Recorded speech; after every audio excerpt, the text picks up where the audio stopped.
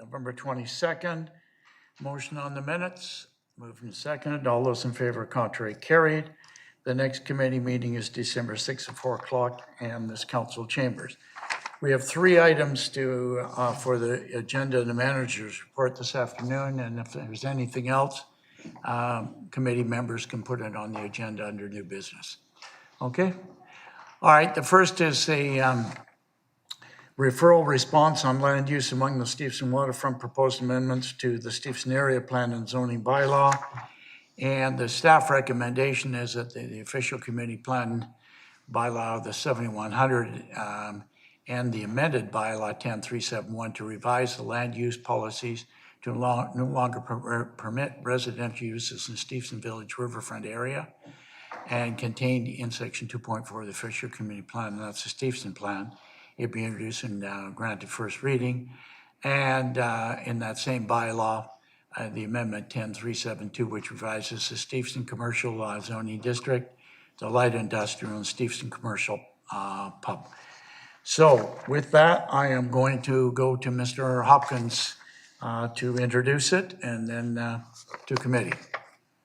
Thank you, Mr. Chair. I'd like to pass it over to Mr. Kevin Eng, who will provide a brief summary of the report. Your name was on the agenda. Thank you, John, and good afternoon. The report and proposed amendments to the Steveston area plan and zoning bylaw respond to planning committee referrals from February 8th and April 20th of 2022, directing staff to bring forward information and various amendments in response to matters raised at committee. The proposed changes apply to the waterfront area only for the lots on the south side of Bayview Street between 3rd Avenue and Number 1 Road. A summary of the proposed changes to the Steveston area plan and zoning applicable to the area includes the following. Proposed changes removing the allowance for residential use and development to occur along the waterfront and introduction of a waterfront commercial industrial designation for this area, which would allow for commercial, industrial, or a mix of commercial and industrial uses and development along the waterfront. Minor amendments are also proposed to remove a small group of uses and development along small group of uses from existing zoning in the area. The remaining permitted uses in the zones align with and would continue to support the commercial fishing harbor and activities in the surrounding area. In response to planning committee's request to review current maximum 20-meter building heights along the waterfront and be presented with options for consideration, Steveston area plan and zoning amendments are proposed to establish a maximum building height of 9 meters for this area. The changes to the Steveston area plan and zoning have been organized into separate bylaws for each proposed change. As a result, committee, should they wish, could consider removal of residential uses, minor amendments to the non-residential uses, and revisions to building height separate from each other. Happy to answer any questions of committee. Okay, we've got any questions from Committeeman Carroll? Thank you very much. A very, very long time ago, I think it was about 2015, maybe one of the staff can remember, there was a survey that was done with Steveston residents. And what it specifically asked was, do you want the waterfront to change? And the answer was, no, we like it the way it is. Subsequently, after doing some digging, I discovered that the zoning at the time would allow for much higher density and huge buildings along the waterfront. So we made some changes at that time. So I'm a little curious why we're making these changes today when we did back in, I'm going to say maybe 2016. Can somebody give me a history lesson? Yeah, through the chair to Councillor Day. I believe what you're referring to, there was some amendments made to the Steveston area plan in 2017, and there probably was a survey probably around 2016, 2017 in that area where we were reviewing design guidelines within the Steveston area plan. And there was a number of revisions that were made, including reducing the overall density along the waterfront and also the building height down to 2 stories. So I believe that's what you're referring to. These changes here are a direct result from a planning committee referral from earlier this year that requested to look at removing residential uses along the waterfront lots only. And I believe we looked at asking them to look at the Sakamoto report. I think that's what you're referring Correct, to. yeah. But it was really the survey that interests me the most. So we made amendments in 2017 and we're making policy changes in 2022. Is that correct? That is correct. Thank you. That's what's being considered. Thank you. Any other questions? Well, a motion, I remove the recommendation then. Sorry, Mr. Chair, do you want us using this or? Oh, the hand, sorry. Oh, hand on Zoom? Yeah. Okay, well, I move the recommendation. Second, it's okay, it's the recommendations on the floor. Okay, Mr. Hobbs, Just to clarify, sorry, we are using the Zoom hand, not the, you doing your Okay. hand? not this one? Yeah. Okay, thanks. Well, thank you, and through the chair. Well, thanks for the report, staff, and I realize that we did deal with this a little bit before in planning, and you referred to those referrals. For me, just before I ask a question, the priority for me is public access to the boardwalk and extension of the boardwalk so that it's continuous along the waterfront, which I realize is a long way down the road because there are some issues to be resolved. So public access is one, height is another one, but just when it comes to residents or residential over commercial and whether or not we have it in Stevenson, just to clarify from the report, right now and for the past number of years, residential in that area has been allowed, correct? That is correct. Residential is permitted in most zones in Steveston, including the waterfront. Right, and so am I correct when I look around the Lower Mainland and in Richmond that we have residential in many spots along the waterfront, from, you know, Tate Park to London Landing to the Imperial Boardwalk area? Residential along the waterfront is not an unusual thing. Is that fair to say? Through the chair to Councillor Hobbs, that is correct. In certain areas, certainly residential is permitted. It's selective.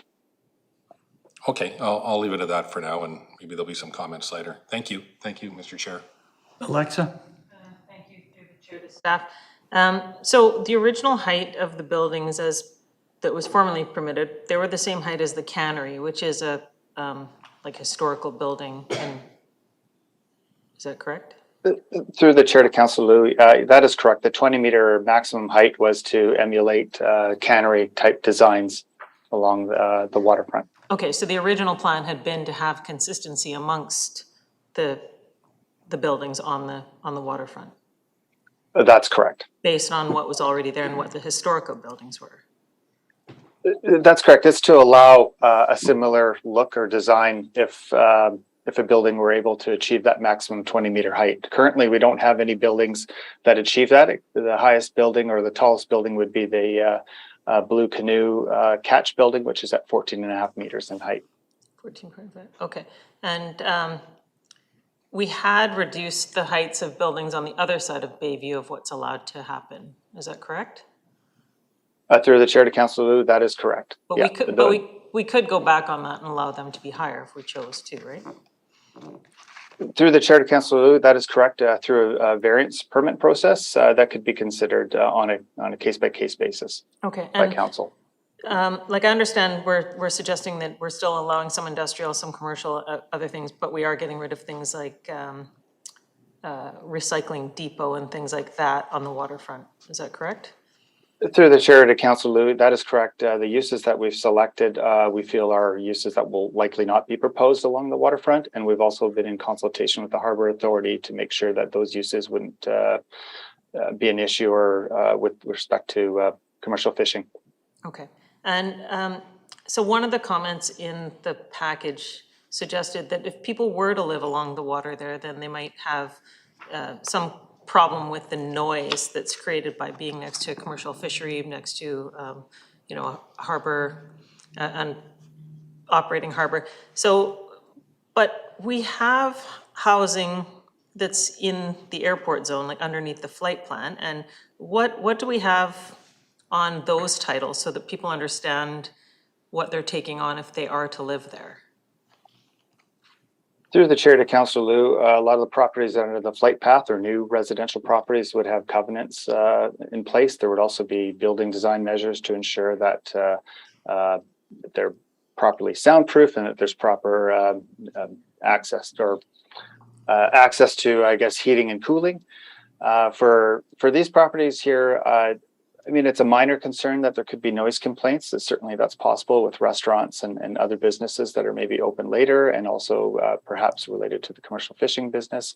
I think there's also concerns with respect to with residential that it may end up privatizing an area that is very open to the public. And that's certainly a matter of discretion. Okay, but when we suggest it's open to the public, like that fence has been there for as long as I can remember, and then those spots where you're not allowed to park because there's a fake driveway in front of it. So I don't know when we say access to the public, it means I can look through the chain link fence and gaze longingly at the space. Is that what we mean? You don't have to Through answer that. through the chair to Councillor Liu, the one property you're talking about at 3880 is one of the few properties along the waterfront that is private. All the other properties are owned by through the Steveston Harbor Authority or have a lease and ownership to DFO. But so that one property is private. Okay, thank you. Okay, questions of staff? I'm going to, Cash? Thank you, Mr. Chair. Just a bit of a history lesson I think I need here.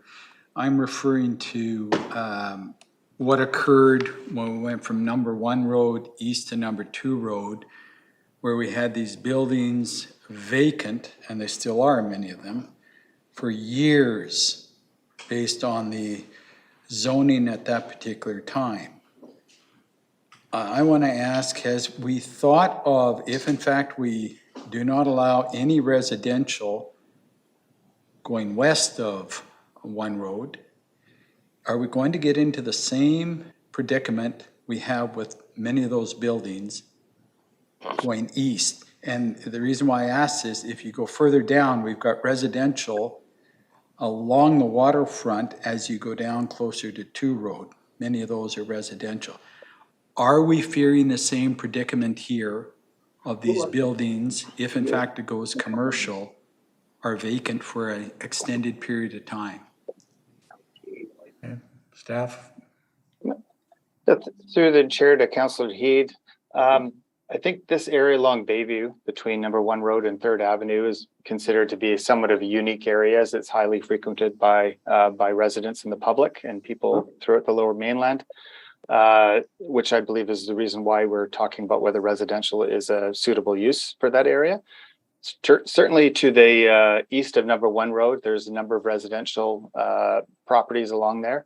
The Ani site, which I believe is the one you're referring to, does allow residential, and that's never been an issue. I think the issue in the past was appropriate commercial uses, as it originally was for maritime related commercial, and it's been slightly expanded since then. And of course, they're waiting for tenants to slowly fill those spaces.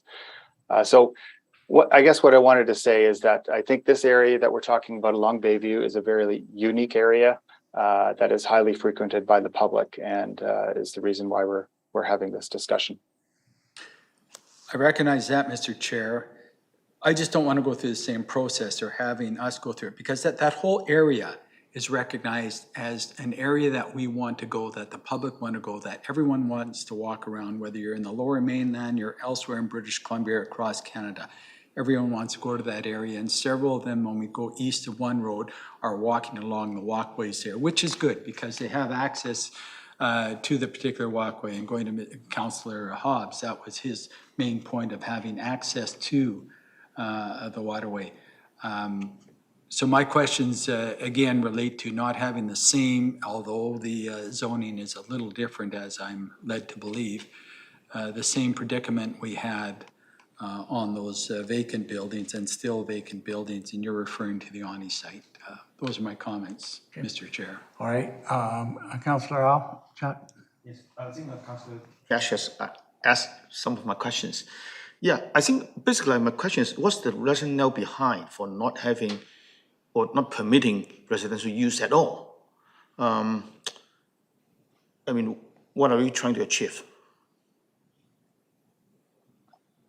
Through the chair to Councillor Au, I think in this case, residential has always been permitted, and because we have a couple of active applications at this point, it's sort of put it into question whether residential uses are suitable.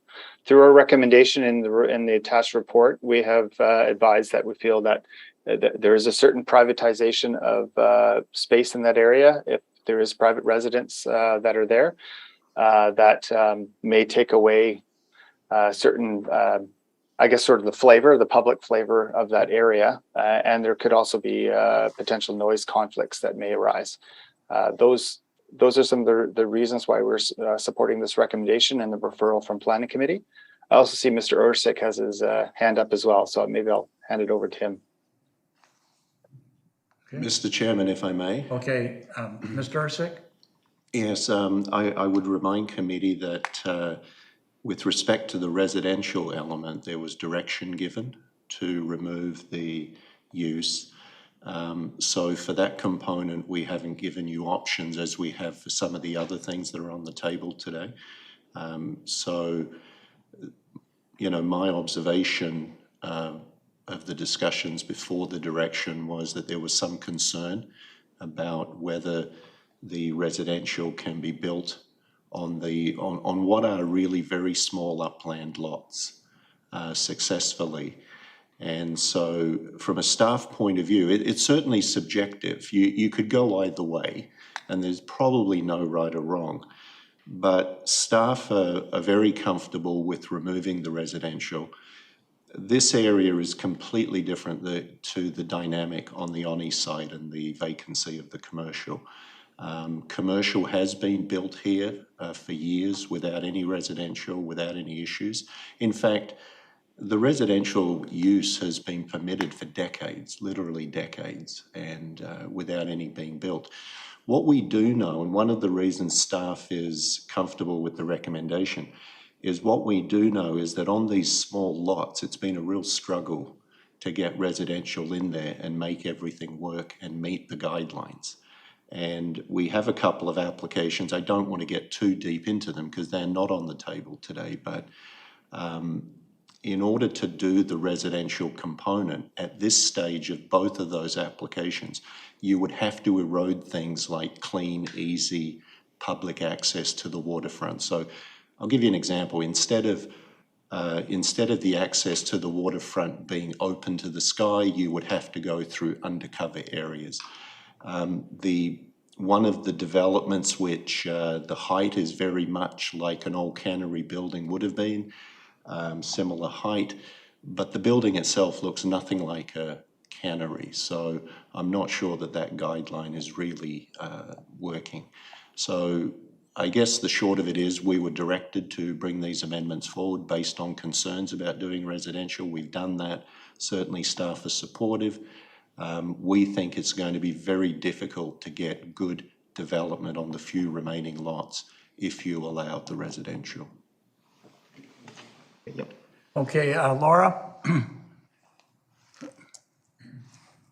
Okay, you're still muted. Thank you. Thank you, Chair. Yeah, just a question of staff. I understand that this came about from an application that came in that wanted a unit of residential. I'm just curious, was that in a privately owned building or in one of the Steveston Harbor Authority buildings? Through the chair to Councillor Glanders, this is actually not this isn't in relation to any development application. This actually started off with a referral in 2021 about public accessibility to the waterfront, which was then responded to earlier this year, then I guess morphed into some additional referrals. I think the application that you're referring to is, my understanding, is a lease through DFO. So it's partially private, and I see Mr. Craig is actually online here, might be able to answer that question. That is correct. Okay. Yeah, thank you. I was just curious how that would work if there was to be a residential unit in one of these DFO buildings or Steveston Harbor Authority Board. Who would be the applicant and how would that even work?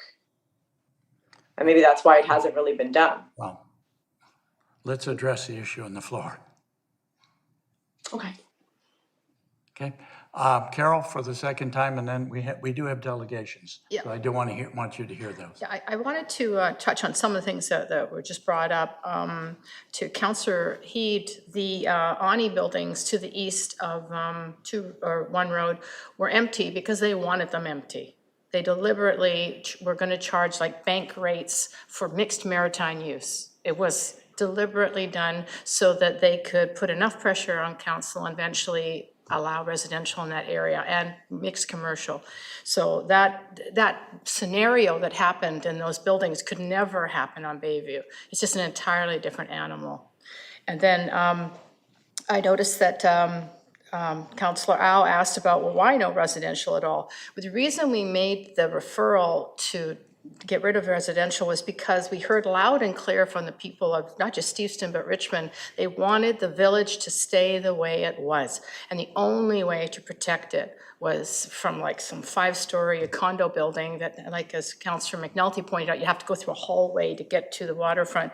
The only way to maintain the character of the Steveston waterfront was to do exactly what we're doing today.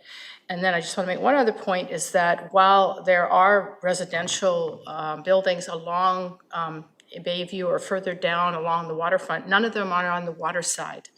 They're all on the other side of the road. So that, it speaks to itself that we don't want to have residential blocking the view of the water. And I mean, we've got the Britannia shipyards and the cannery and all the other buildings. It would take away from the character of Steveston. And and then we did already make these amendments back in 2017 because we heard loud and clear from the public. So I think that this is something that I'll absolutely be supporting, but I'd like to hear from the speakers that are going to come forward and see if they can change our mind. Okay. Are we ready to hear? We do have 2 speakers, so if you want to hear them. Mr. Clerk, can you get the first speaker, Brian Bijak? He's on, I saw him here a few minutes ago. There he is. Okay. Can you open his mic, please? You're on, and you've got 5 minutes to make a presentation. Sorry, Mr. McNulty, was that, you're talking to me, Brian? Yes, Brian. Okay, great, You're on. yeah. I've talked before about this, and I just want to let you know a little bit of history, so maybe some of the new councilors. I'm a commercial fisherman for over 40 years. I've lived in the village, in the Waves building for 12 years now. I own the leased property at 3900. That's the one with the Blends coffee shop and the Cove restaurant in it. I bought this property, 8 years ago approximately, because it was zoned CS2. Because I wanted to build a residence on that property for myself to live in and retire in. About 2 years ago, I applied for a text amendment for the zoning application, simply to reduce the CS2, which required multiple residential units, down to just 1 unit for myself.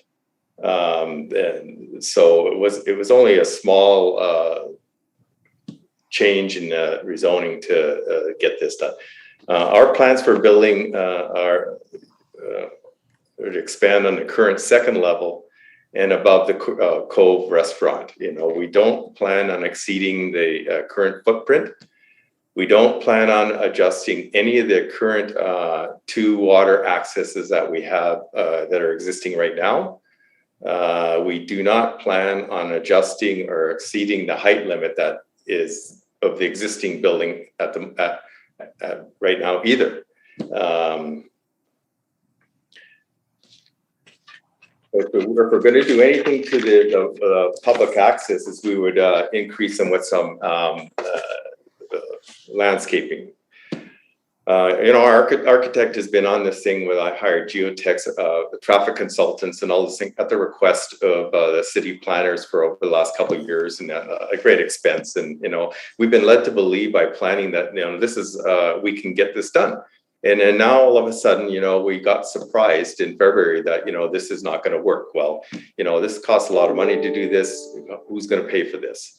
I believe my application is so small is being caught in the crosshairs by the 3880, the Imperial Oil site.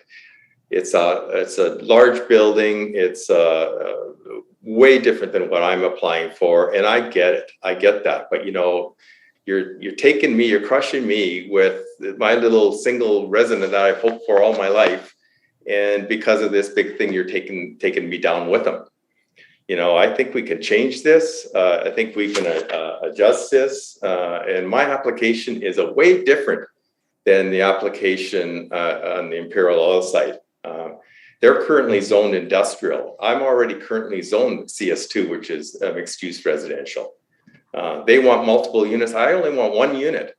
My application is for personal use. Theirs is for business or for resale. You know, we got no intention of selling this property. It's on a lease.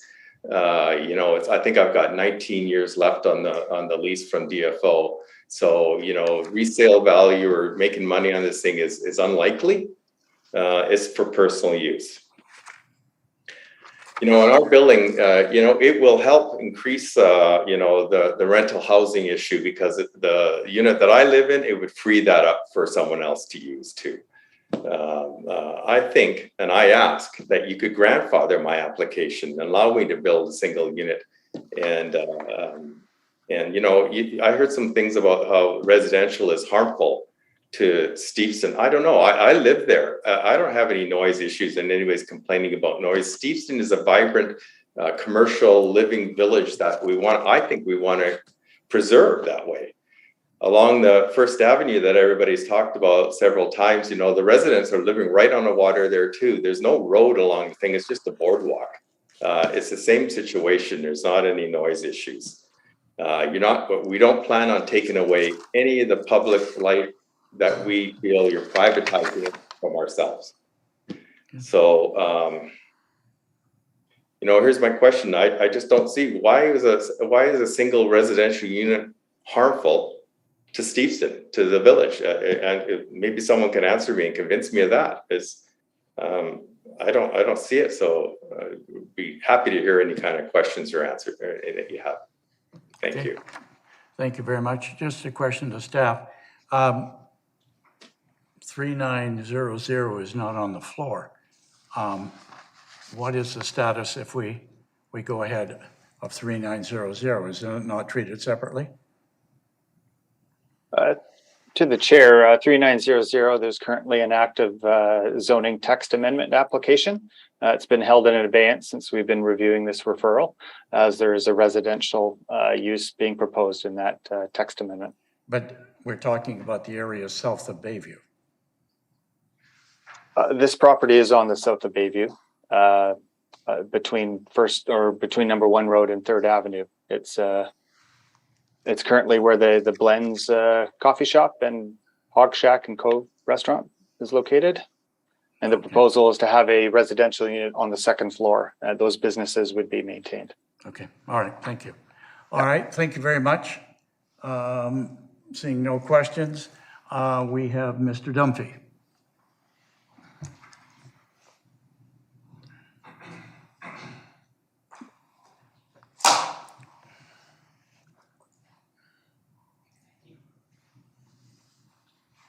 Chair, my name is Ed Dunphy. Welcome, and you have 5 minutes.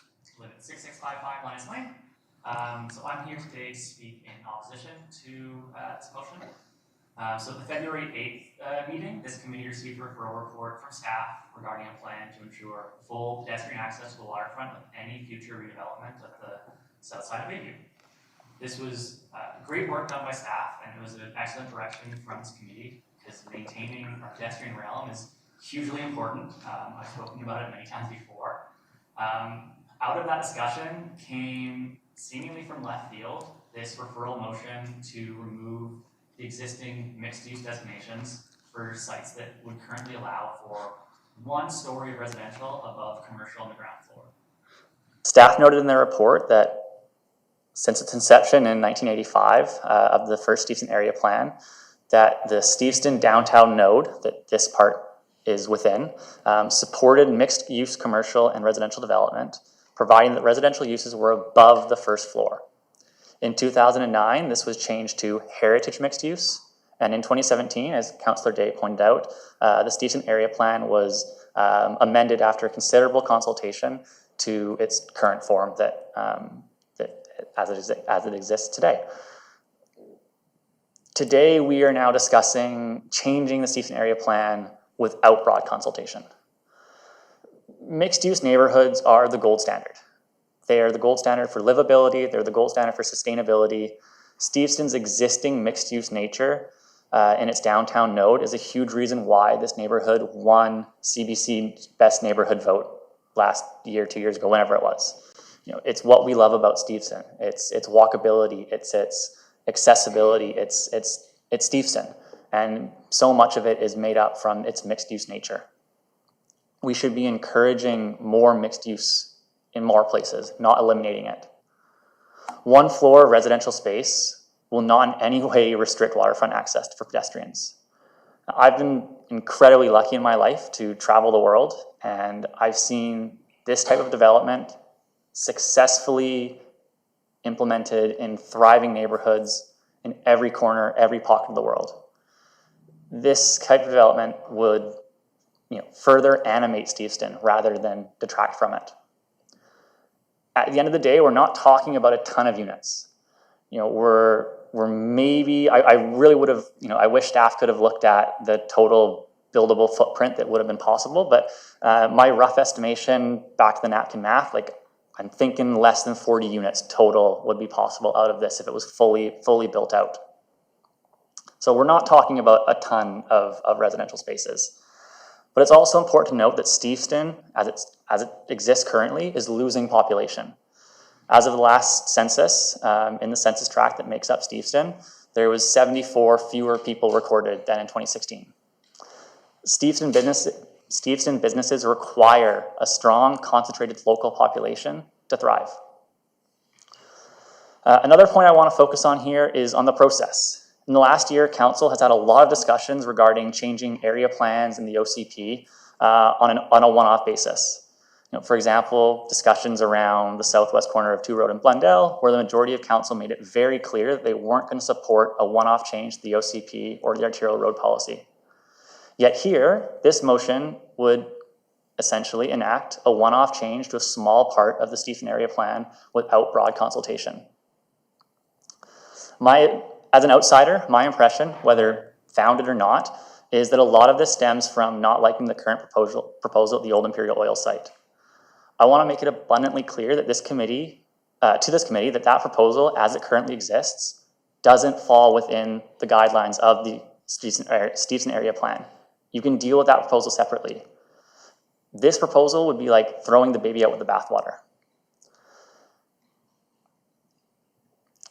Additionally, committee may not like the 20-meter height limit that's currently imposed in the Steveston area plan. Again, you could deal with that separately. You could lower that without removing residential uses.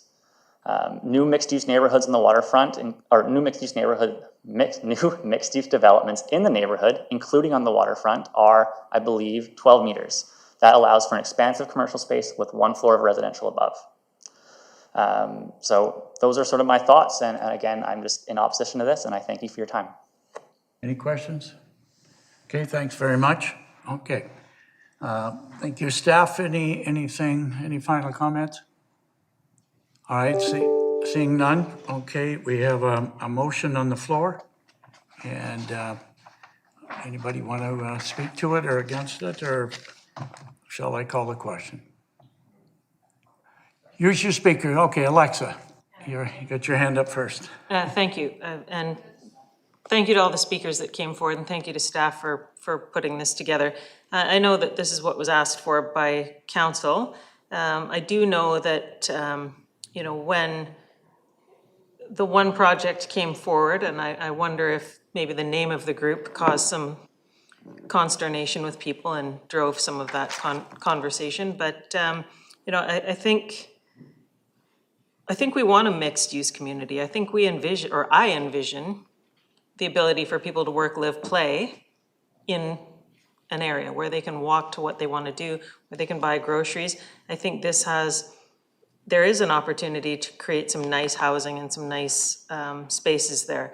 And maybe it wouldn't be necessarily affordable, but on the other hand, nothing stops us from applying the affordable housing rates that we're charging in city center to this space here and to help create more housing in other spaces in Richmond. So, you know, I think at the end of the day, what are we trying to create? We're trying to build community. I think, you know, certainly we've heard from Mr. Vasic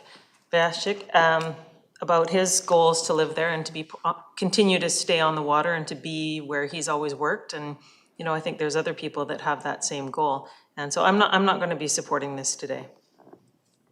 Okay, thank you. Mr. Hobbs. Thank you, and through the chair. Well, first of all, thank you for the report, and I realize, as has been mentioned, it was a referral, and staff did a very good job of responding to that referral. Thanks to the delegates who spoke. I appreciated their comments as well. Just a couple of comments, and I'll wrap it up. For me, I actually like the mixed use that we see throughout the world and throughout Vancouver and the Lower Mainland when you have commercial and usually residential over top. We are talking about a limited amount of residential over the top of commercial if we were to have that. And there's not a great deal of opportunity for substantial development in this area. I do support the 9-meter limit. I also think the amendments for the permitted uses make sense, and I'm supportive of those. I think when you get into the issue of people living along the waterfront, and that's just something that has happened throughout history for millennia. People have always gathered along rivers and always lived along the waterfront, and Steveston has been no different. We had houses that were on stilts that people lived, you know, basically over the water, not just on the waterfront. So with this issue, I don't find that 2 stories, whether it's 2 stories of commercial or whether it's a story of residential over a story of commercial, I don't find either one to be more obtrusive in terms of access to the water.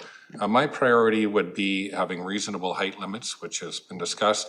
I do favor having residential mixed with commercial in almost every area, including this. And when I look around at places like False Creek or the foot of Number 2 Road or Cole Harbor or other cities, I think that it works very well. So this is a case of very limited residential use, and I philosophically agree with mixed commercial and residential over the top.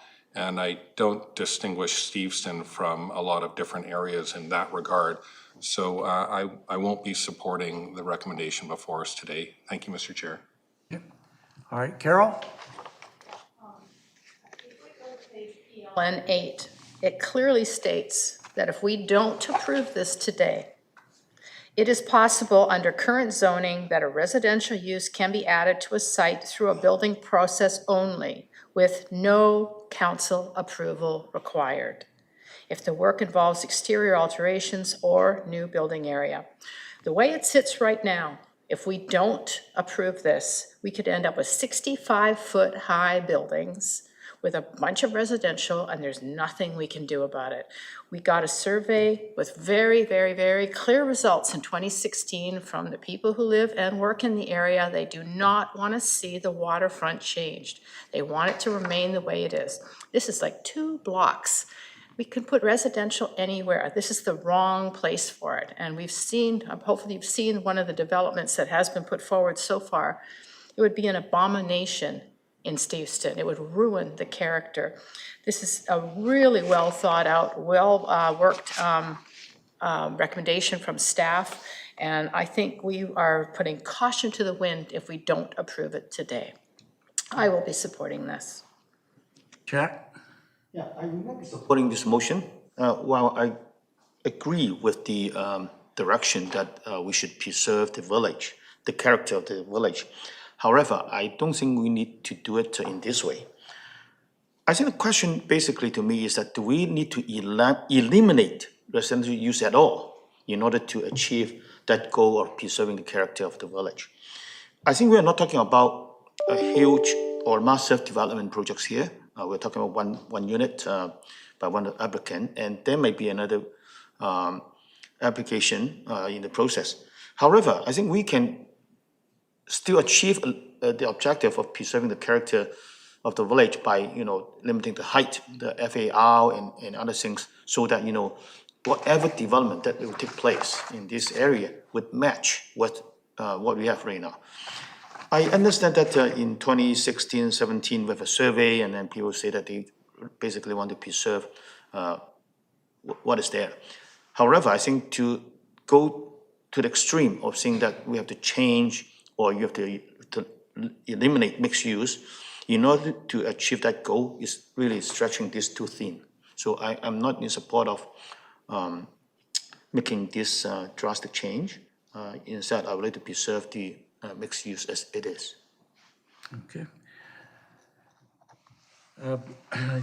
Interesting discussion going around. I think we're at a crossroads with this particular one, and I think I think we're on the verge of losing the character of Steveston by a hair. There's continually intrusions into Steveston. There's more yet to come, and this is just one of them. It was precipitated by an apartment and a marina to be put in there over the waterfront and bring in outside boats and that's why it came. If we really think we want to build community and protect the waterfront, we need to protect the waterfront. We blew it with Ani. Okay, I'll admit it, I voted for Ani, but we blew it. And the only self-righteousness part of Ani, at least there's a walkway separating it. One of the things we wanted in the Steveston plan, in the Sakamoto report and all the reports, we want a linear walkway along the front, not inclusions from Bayview in, south. We want a walkway from the Blue Canoe over to the government building on the water. And if you approve this, you'll never get it. And that is what was to be had, and that was discussed in the plans. And there are members of the community still saying to us, where is this walkway? No matter what, whether it be the Harbor Authority putting it in, DFO, or whoever, that's where it is. I don't think we should privatize the waterfront, to be quite frank with you. The staff mentioned there's very little upland, and unless you go out over the waterfront, and the public want to see the water. This is just one wall. We fought BC Packers, and I was on the winning-losing end of BC Packers, and I call it losing, in that, yes, we got to the waterfront, but it wasn't what we envisioned, and things changed. So the other question is, and I questioned the staff, which is a point, do we allow residential outside the dike?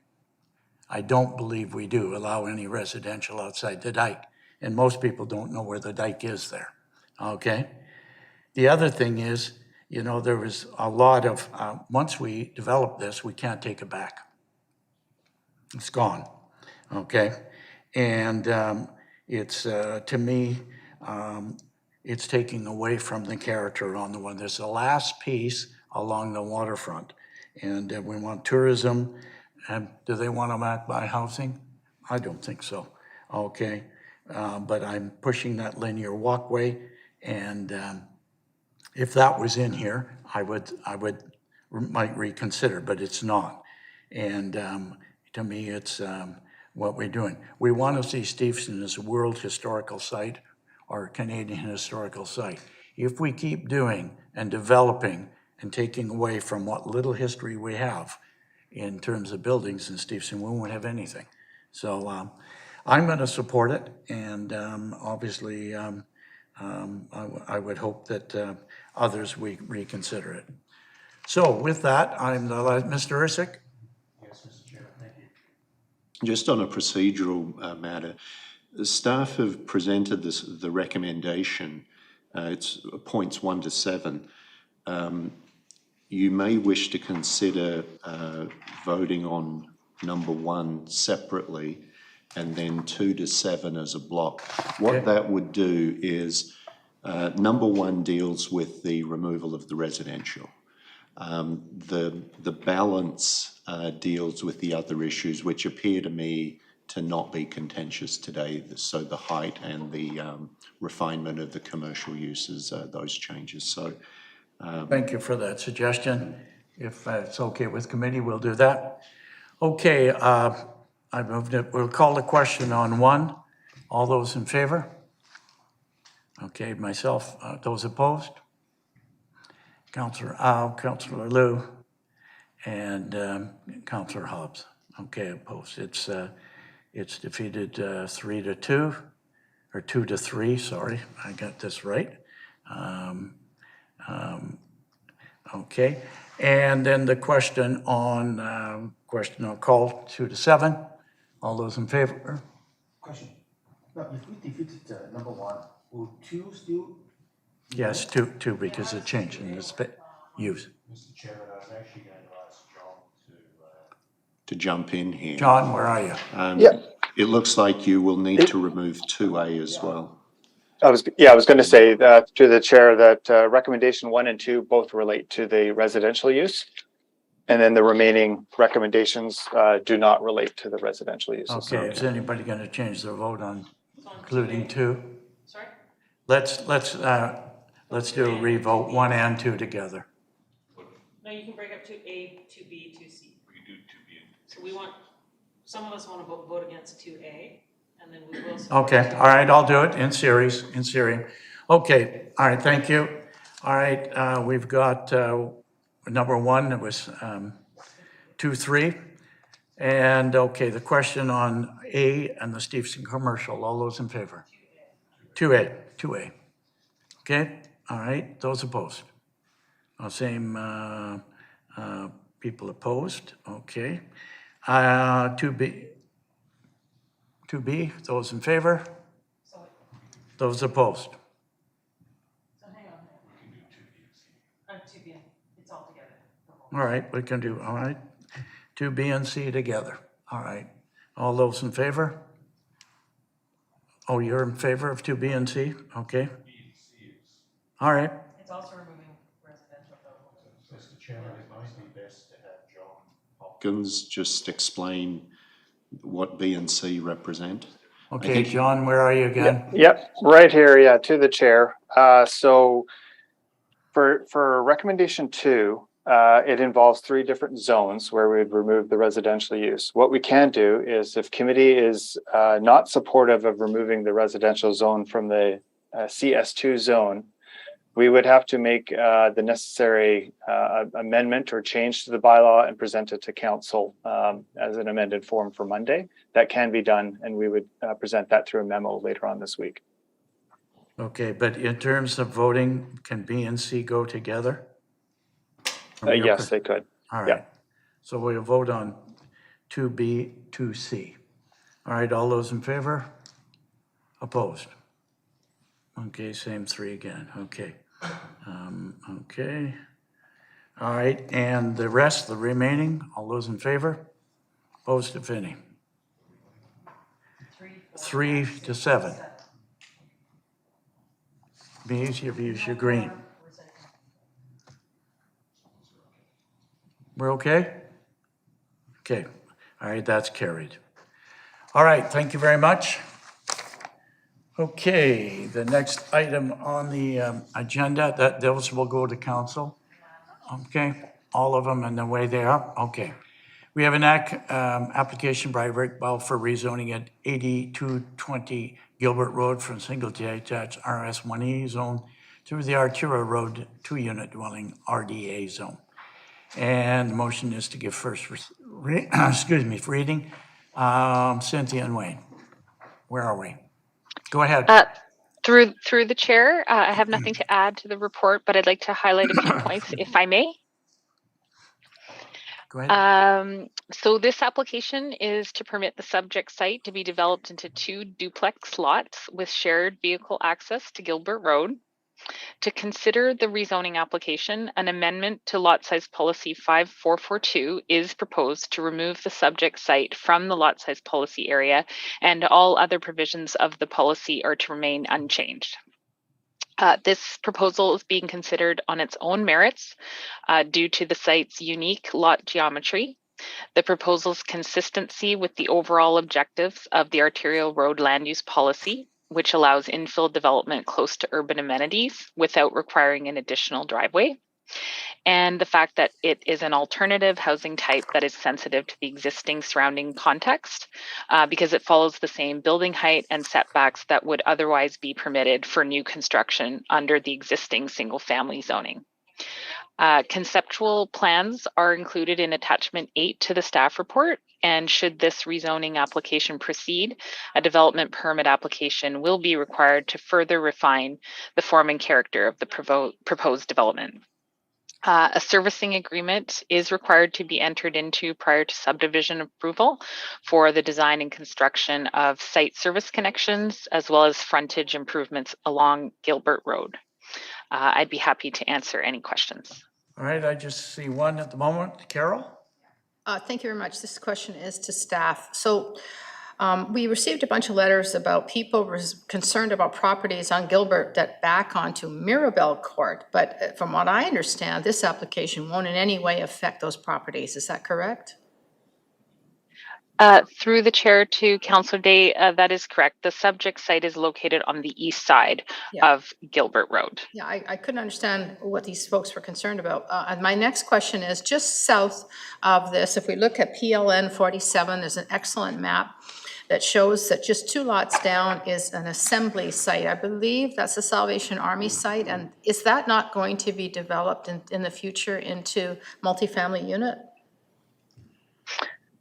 Through the chair to Councillor Day, currently the land use designation for that site is not residential, so it's not envisioned to redevelop for a use other than what's there currently. Well, I'm a little confused. I thought that that lot was up for redevelopment. So there's nothing on the books for that right now, that assembly lot? Through the chair to Councillor Day, I'm not aware of any applications on that lot. Okay, maybe I'm remembering a different one. Well, my concern on this one, and I mean, okay, well, I suppose we could allow these 2 houses, but I mean, this is a really deep lot, as are the ones to the south. Would this area not be ideal for higher density, like maybe like a 4-story apartment building, for example? Through the chair to Councillor Day, in terms of the 2 houses which exist south of the subject site, they are relatively new houses. We do believe that the entire stretch of Gilbert will be reviewed as part of the overall OCP review. There may be alternative uses proposed for that site, those sites through the OCP review. This application is being brought forward based on the unique geometry and the fact that without an alternative, there would be nothing under current policy except to reconstruct a single family home on the site.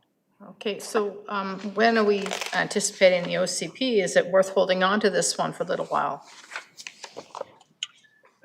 Through the chair to Councillor Day, we anticipate that public consultation on options related to changes to the OCP will occur next year. In terms of a formal outcome of the OCP review, I'd refer that to John Hopkins. As I indicate, in terms of options, the developer's option would be to construct a single family home instead of waiting for any protracted review. Okay. Mr. Hopkins? Through the chair to Councillor Day, with respect to the OCP review, we will be sending a memo to council in the next few weeks, providing an update on the scope and just the timing of things. With respect to the arterial road policy and the single family lot size policy, I expect that it'll take probably the balance of a year and a half to go through the various proposals and policy options that we'll bring to council in the public consultation before we would have a new policy framework in place for that area. As Mr. Craig mentioned, this is part of a lot size policy area. So we will have to address some of the issues associated with that and the expectations of some of the residents that live in the area. So that would be part of the public consultation and presenting new policy frameworks that could encourage 4-story apartment type buildings. So it will take some time before we get to a place where we're able to do that. So just one last question, sorry, through the chair. if we allow this, I mean, this is not an area where we've got a whole bunch of skinny little lots with skinny little houses. This is an area of very large lots.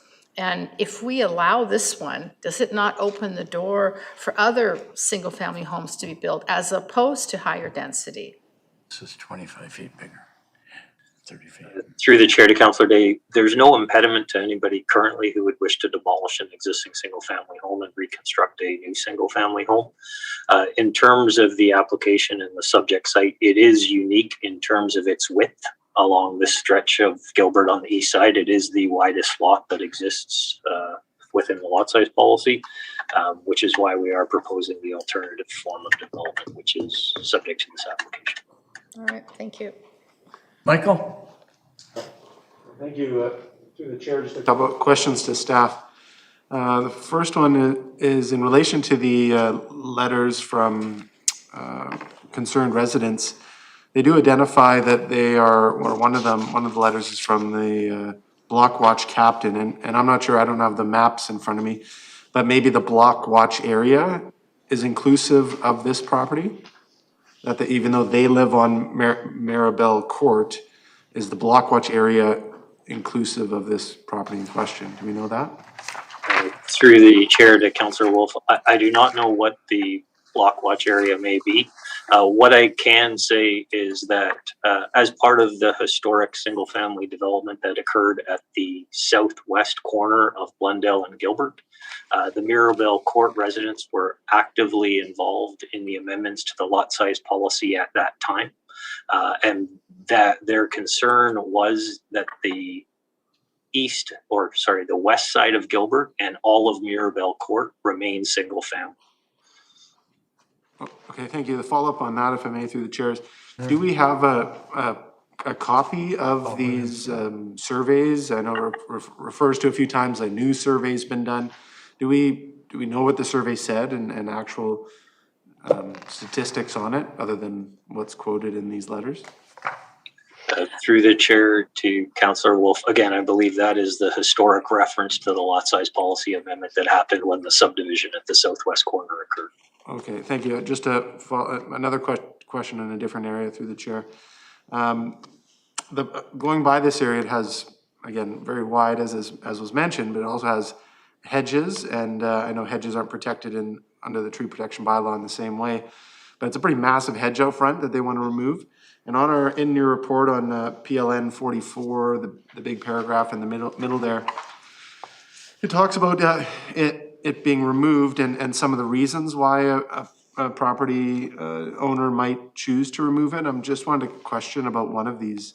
It mentions that it's contrary to the natural surveillance principles of the crime prevention through environmental design. Could staff briefly comment on that, how that applies to this hedge, how it is contrary to surveillance? Through the chair to Councillor Wolf, crime prevention through environmental design, it refers to an urban design technique where sites are designed to promote safety and discourage criminal activity or as such.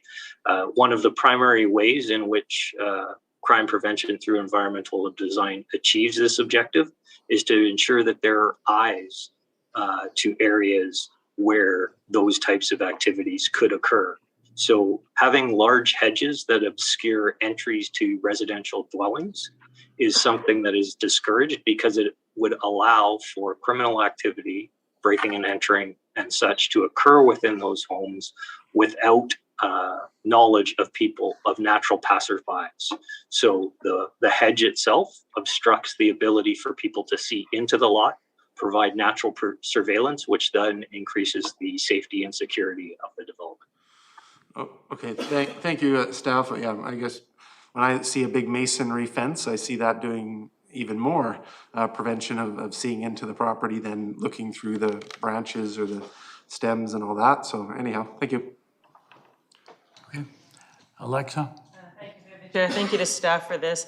A conversation has come up about, what could potentially happen in the future, but because there's no alley right now, the setbacks that would be required in order to, look after the neighbors on the east side of the property would be fairly big. And certainly you're not getting any 4-story building looking down onto that swimming pool. Certainly if I had that swimming pool, I'd be the first person here sitting at council telling you that you're not allowed to build 4 stories so you can look in and see my children or have anybody else look at my children, me or my children swimming in that pool. And you did mention that the soonest anything would come up would be 2 years, is that correct? Yes, through the chair to Councillor Liu, 18 months to 2 years would be the total time. We would be bringing something probably intermittently through at that time for various policy proposals. Okay, and actually, it seems to me that I actually did sit down with the previous owner of this property and one of staff talking about what the possibilities were on like how much density we could put on this. I don't know if maybe Wayne, you recall, I think we sat down with this and looked at this, and because of the current zoning and because of the way it's situated right up next to the neighbor, it's not now appropriate to be trying to squeeze extra density onto this. Through the chair to Councillor Liu, yes, this site was extensively discussed prior to application submission. The form of development before you, we believe, is a sensitive infill. Okay, thank you. Okay. Any further questions of staff? Move Okay, recommendation. Moved and seconded. All right, any further discussion? Okay, all those in favor? Opposed, if any? Okay, opposed with Carol. Okay. All right. That's carried.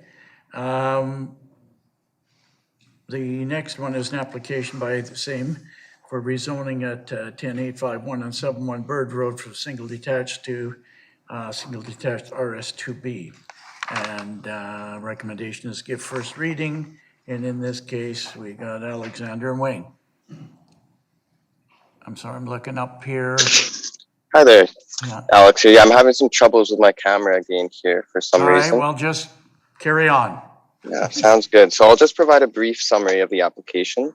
So I wanted to highlight a couple of things. The proposed rezoning has been requested to facilitate subdivision of one single detached lot into 2 single detached lots with vehicle access from Bird Road. This complies with the single family lot size policy for the area. There is an existing non-conforming 2-unit dwelling on the property. Minimum 2-bedroom secondary suites are proposed on each or in each of the 2 new dwellings. The secondary suite on lot 1 will be a minimum of 71.71 square meters, while the secondary suite on proposed lot 2 will be a minimum of 80.73 square meters. Staff worked with the applicant team to ensure 2 cedar trees tagged OS1 and OS2 located on the adjacent neighboring property to the east are retained and protected. An additional side yard setback increasing from 1.2 to 4.27 will be required for a portion of the side yard to allow for the retention of the trees. The applicant has agreed to plant 5 new trees, has agreed to plant 4 new trees on each proposed lot for a total of 8 trees. The amount and location of the tree planting has taken into consideration an existing sanitary SRW and hydro easement which bisects the rear yard of the property. A landscape security of $6,000 is also required to ensure the replacement trees are planted and maintained. I'm happy to answer any questions from the committee. Okay, Carol. Last application, this one does make the best possible use of the property. I love that there's going to be 2 2-bedroom suites and its proximity to Shell Road, which has, of course, great access. So I will be supporting this one. Okay. Anybody else? All right, question, all those in favor? Oh, Michael, sorry. That last minute there, thank you, Chair, just a couple of quick ones here. Just to identify on page 77, the existing uses of this property. There's currently 4 rentals in the existing duplex, just to point that out, that we'd be removing and unlikely to get those same units back or same residents back in these secondary suites. And then on page 79, the bylaws, as was just mentioned by staff, but I read the numbers a little bit differently. So it's nice that the development isn't gonna remove trees on the neighboring properties, but it is removing all the trees on the property. It's actually supposed to require 12 by our 2-to-1 ratio, but they're only putting in 8. Last night at public hearing, just down the road from this property, we approved this very similar thing. We're allowing the tree bylaw to kind of, you have the loopholes and exemptions played, so that we're not putting trees back where they should go. There is a green strip behind these properties, and like the one last night and this one here. And if we're not putting trees here, then we're doing a disservice to the community. Thank you. Okay, anybody else? Okay, it's a moved and seconded. All those in favor? Contrary? It's carried. Okay. Managers report. Yes, thank you, Mr. Chair. One item. All of council members should have received an invitation to the Lulu Awards presentation and social gathering that will happen prior to council meeting next week. The Lulu Awards are intended to be presented at the council meeting. There is a brief social gathering in room M1004 prior to the council meeting. Happy to answer any questions. Okay, well, thank you for the invitation. Okay, we have it in our calendars. Anything else from managers? Seeing none? Motion, we're adjourned. We do have an in-camera